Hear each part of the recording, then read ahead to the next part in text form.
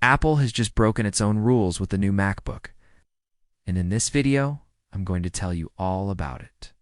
I recently got my hands on the new M2 MacBook Air, and it's incredible. Like, the design is gorgeous. The display is beautiful. The keyboard is great. The trackpad is amazing. And the performance is really, really good. But there's one thing that is not so great about it, and that is the display. Don't get me wrong, it looks amazing, but it only comes in one size, 13.6 inches, which is too small for some people and way too big for others. You see, for years, Apple's been offering two sizes of MacBook, 13 inches and 15 inches. The 15-inch MacBook was discontinued last year when the new M2 Pro and M2 Max MacBooks were introduced. But those are more powerful versions of the MacBook designed for professional workflows, whereas the MacBook Air is designed for, well, airiness. It's meant to be a lightweight laptop that's great for everyday tasks like web browsing, email, watching videos, and for students or anyone who wants something that's easy to carry around.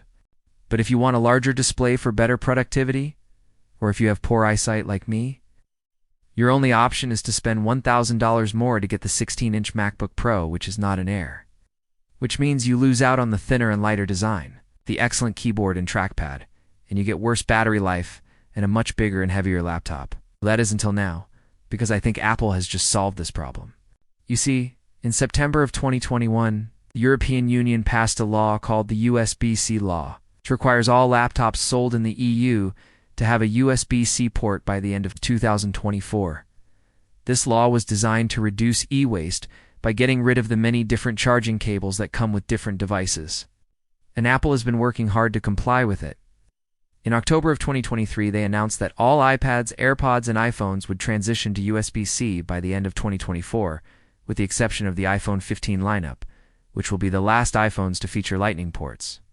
They also said that all Macs would transition to USB-C, with the exception of the Mac Pro, which will continue to use Thunderbolt 3 via a built-in or expansion bay USB-C port.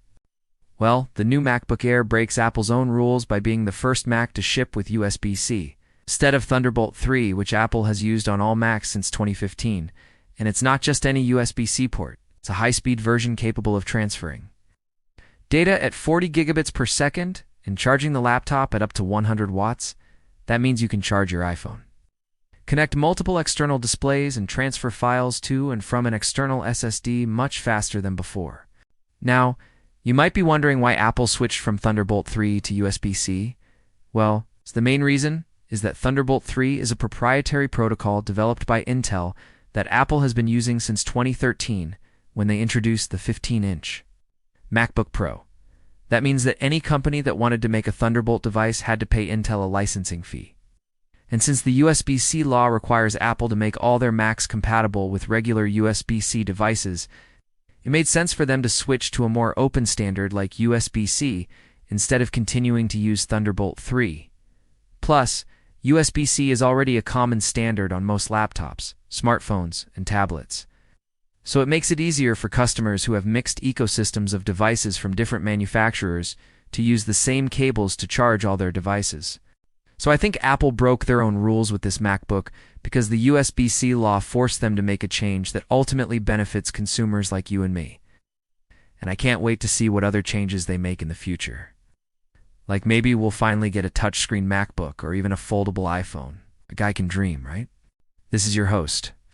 Thanks for watching till the end, and I'll see you in the next video.